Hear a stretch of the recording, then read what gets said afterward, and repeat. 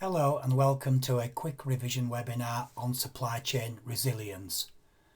Supply chain resilience is the theme for the CIPS L6M4 Future Strategic Challenges March 2023 exam, and my name is Dave Dearing. So some key questions you will need to answer yourself for the exam. What is supply chain resilience? Why is it important? What are the drivers? What are the benefits? How do you develop supply chain resilience? Steps, strategies and models? What is the role of business continuity? How do you measure resilience? And what examples can you quote or cite from your research? So importantly for the exam is having a good definition of supply chain resilience. There's a useful one there. Resilience involves the ability of speedy recovery of the system to continue operating. And if we move down to the third one, supply chain resilience refers to how adaptable and robust the supply chain is. A resilient supply chain can absorb an unexpected risk event and there will be no undue negative impact. And that's from the CIPS glossary of terms on the website. Further expanding on resilience, it is defined by its capacity for resistance and recovery. So it has two elements. This means having the capability to mitigate most supply chain disruptions and limit the impact of those that do occur, perhaps through business continuity. The most resilient and agile supply chains are designed to do more than simply resist and recover. They are built using processes and modern supply chain technologies that allow them to forecast, anticipate and respond quickly to whatever risks or opportunities the future brings. SAP. And in 2019, PwC commented on the importance of SCR, saying it's not just about playing defence, it's also about playing offence and finding competitive advantage by shaping a supply chain resilience strategy focused on disruption avoidance.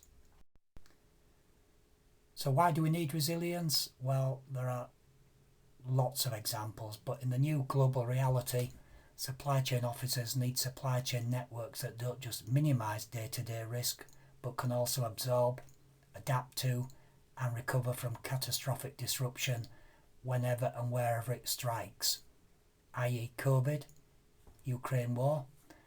Organisations need to proactively manage risk and anticipate market changes by building resilient supply chain networks that are risk aware, secure, transparent, adaptive, fast moving and optimised, and that's cited in Accenture research.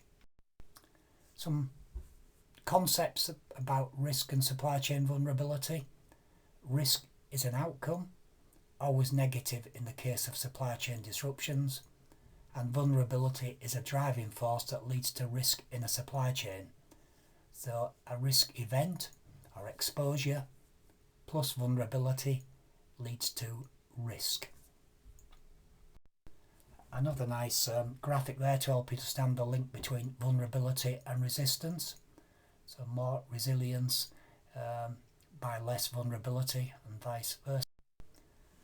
Some research there from Alvarengo, who stresses the importance of resilience capabilities such as collaboration, visibility, flexibility and analytical orientation all contribute to resilient capabilities, and this with risk management can lead to a resilient supply chain.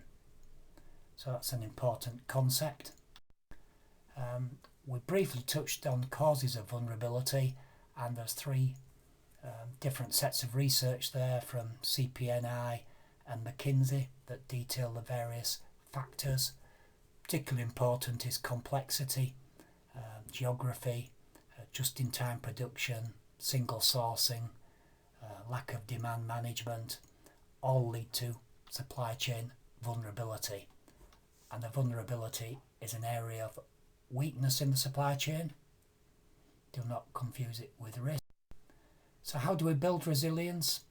Well, the reports all have different models, different steps, different stages, and I've provided a quick summary there of Gartner, Capgemini, Deloitte, AIRMIC and CPNI on how we might seek to build resilience.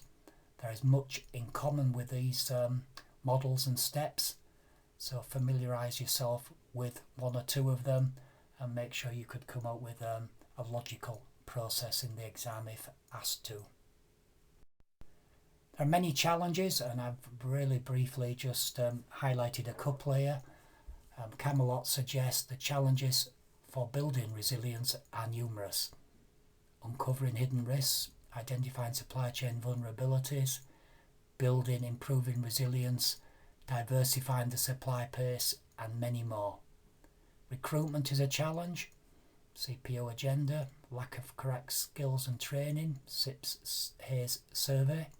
We need to hire talent which will build on its strategic platform, and procurement may need to reinvent itself to attract and retain relevant talent. So that's a very quick overview of the theme. We now look very briefly at exam technique, and the most important thing is you must relate to both the question and the theme. And the last examiner's report mentioned several answers were unable to bring together the question with the theme, with several answers providing theory relating to the question but not applying it to the theme, or citing research related to the theme that didn't address the question. So answer the question and link to the theme. The syllabus simply has two learning outcomes. So question 1 comes from learning outcome 1, which has 3 assessment criteria. So the question will come from 1.1, 1.2 or 1.3, and question 2 is more related to the profession, has 3 assessment criteria, 2.1, innovation and technology, 2.2, changing boundaries and shape, and 2.3, future challenges. So the question won't be surprised, it will be coming from one of these 3 areas for Q2.